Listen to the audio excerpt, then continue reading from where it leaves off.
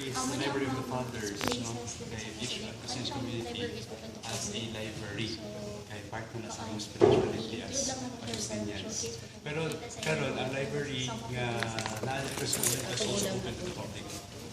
Because Open to the public. open to the public, it means kanang mga students can research here, no, sa ano.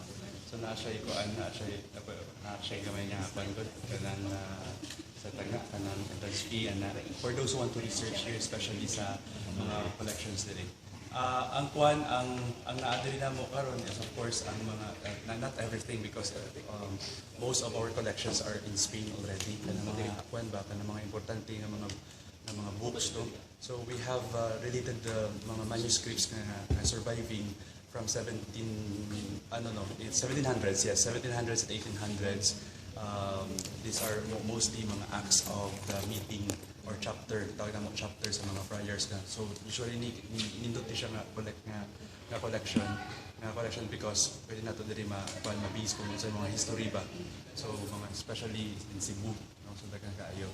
Of course, books related to the monastery or the convent of Santo Niño. So so far sa among pagkuan sa pag-inventory namo sa kuan sa mga books diri, nindot kayo na we discovered many things, no? Like for example, katong mga privileges nga gihatag sa amo diri sa Santo Niño, no, sa kana bang atong kuan ang atong mga practices diri sa kanang Friday nga dedicated nga mass, no, for Santo Niño.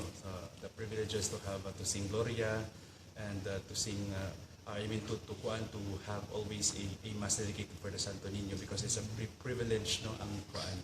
Of course, we have also collections here. Gikan sa Spain, but it was already digitized because the original documents are already there. But now here in the Basilica Library, naana kami kanang digital copies of important documents of the church. First, ang tanang versions sa Acta de Hallazgo or the Act of the Finding of the Santo Niño, the very original document nga na-preserved sa Spain, digitized by our brothers there in Spain, and given us they have given us a copy. So all of these versions of this Canada, gikan mo actually diri, no, ibalik lang as digitized. And then with just recently, because of our efforts also, as part also of our 500 years nga kuan nga may mga plans kami to, of course, for the continuous preserving or conservation of the church.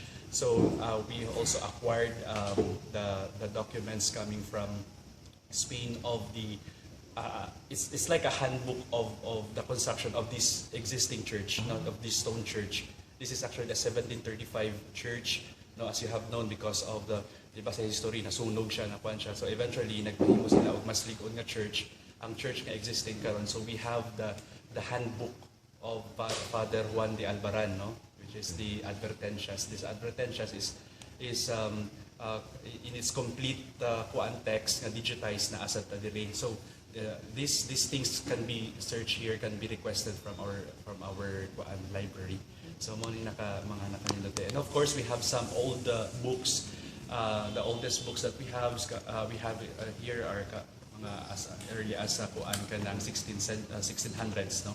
And then of course mga importante nga documents, of course related to the 4th centennial sa archives available sa diri. So kung may mga ganahan mo research, available ra sa among archives. So these are the things that you can see here. So katong gusto mo sulod diri pa sa mga requirements?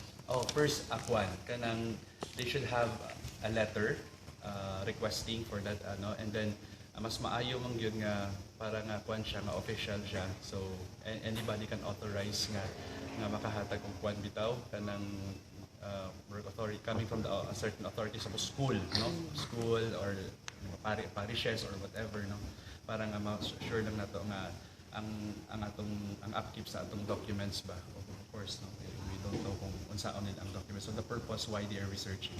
Then after that they just submit here in our rector's office, and then eventually it will be presented to me as the director of the library and archives. Then we will just send communication nga okay, pwede sila kuan there's kung unsa nga adlaw ang ilang gusto, no, pwede. Ako, like ako, akong pagtuwis, the replica. No. Kasi article na wala na yun.